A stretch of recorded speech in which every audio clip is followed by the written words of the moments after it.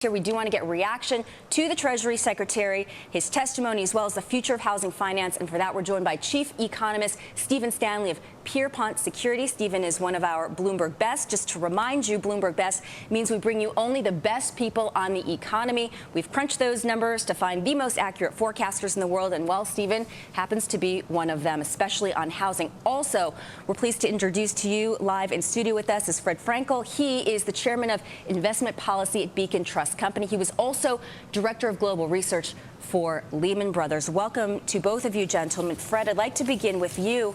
Your thoughts on the Treasury Secretary, and specifically, why now? Why are we just hearing once again about the GSEs and some of the issues confronting them and where we're going specifically from here with Fannie and Freddie? Well, Lori and Mark, there was a surprise that happened back in December, and that's why this is all coming out now. You would think that with all that happened to Fannie and Freddie, that the government would be acting to try and marginalize their activities. But back in December, they passed regulations where from now on, Fannie and Freddie have unlimited ability to borrow from the Treasury Department. So they're going to be taking on more and more securities into companies that were not particularly well run.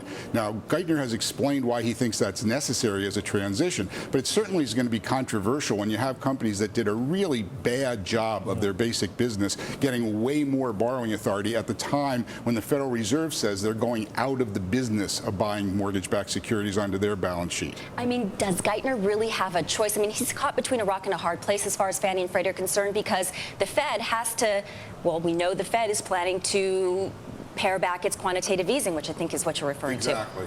But I can't indict Geithner on this, but I will say that politicians as a group empowered Fannie and Freddie to be able to become hedge funds as well as insurers. They did it so that they could get lots and lots of mortgages insured for the American public. It was a dirty deal that they made behind curtains. Stephen, and now they're blaming people because Fannie and Freddie didn't turn out right. Stephen, might I ask you, is this the point where the administration might be afraid to rock the boat right now? They're waiting for a little bit more stabilization in the financial markets?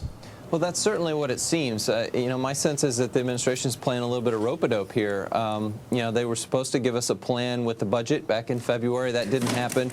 And Barney Frank, said that he called this hearing because he's trying to force a discussion on this. Obviously, Geithner gave us a lot of generalities today. I just don't think the administration is prepared to come out with a concrete proposal at a time when they view the housing markets as still being relatively unstable. Then, if that is in fact the case, when do they come out with a proposal? The last I heard, they were thinking maybe sometime next year. I don't know. Maybe this is the eternal, it's three to 6 months down the road kind of thing. Exactly what Fred was saying. The administration at this point is using Fannie and Freddie as a means to help prop up the housing market. So, I don't think they want to upset that apple cart by trying to push through fundamental regulation quickly. I want to get back, Fred, on this idea of Geithner and what the political implications are. He's saying in his prepared testimony, investors should not doubt the U.S. government's commitment to backstop the obligations of Fannie and Freddie, yet he's looking to provide a more financial sound, a better financial grounding for them. So, in a sense, is the Treasury Secretary talking out of both sides of his mouth? He could be, but I think what he's really saying is that we're not going to let them speculate any longer on buying and selling mortgages. They're only going to be there to hold the mortgages and insure them as they were originally meant to be. So I think he can almost have his cake and eat it too on that specific point. And by the way, private gains can no longer be supported by the umbrella of public protection. Another comment. So, who's making money right now thanks to Fannie and Freddie? Well, that specifically is addressing that the shareholders of Fannie and Freddie, and more specifically the executives who had stock options, were enriched by it doing very well, and they're paid very large sums. So that's what he's talking about canceling out. That's not going to happen anymore. And Stephen, Mr. Geithner did also tell lawmakers that he said it would be a mistake to either abolish or fully nationalize Fannie and Freddie. He said the government instead needs a new housing finance system in which, in his words, we preserve the good but end what was too risky. Of course, I guess the question is, what took so long?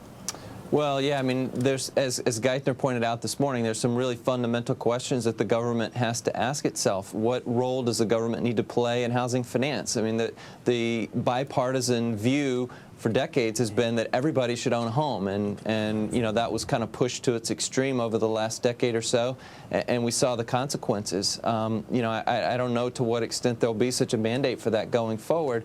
I mean, clearly there's going to be a mandate for providing cheap housing finance, but you know, I think at this point there's not a political consensus yet. Well, Fred, yesterday, Mr. Geithner said that there needs to be a fresh, cold look at the government's role in housing.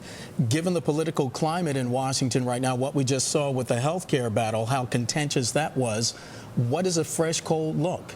Well, and that's are they going to be talking over each other? Mark, that is a great question, because we have such a strong divide now on the philosophic role that should be played by government in each of these arenas that it's going to be really hard to get a fresh, cold look that has any bipartisanship.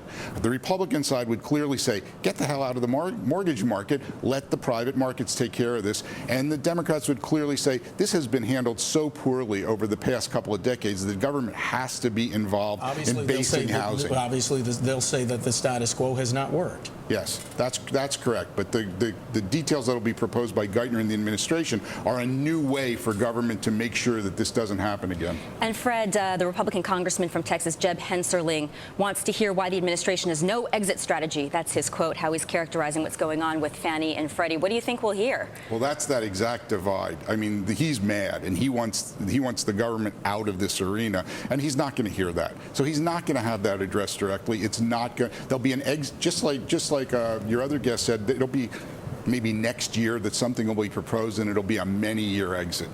Stephen, want to respond to that? Yeah, I just think at the end of the day, one thing we probably won't see is we won't see Fannie and Freddie owning hundreds of billions of dollars of securities. It sounds like there's a pretty broad support for having some role for government guarantees underwriting mortgage pools, although, you know, again, there are going to be some conservative Republicans against that, but certainly not owning lots and lots of securities, which is a big part of what led to the problems. And Stephen, we're going to ask you to stay with us. We have some eco talk after the break, and Fred Fraenkel, thank you so much for joining us.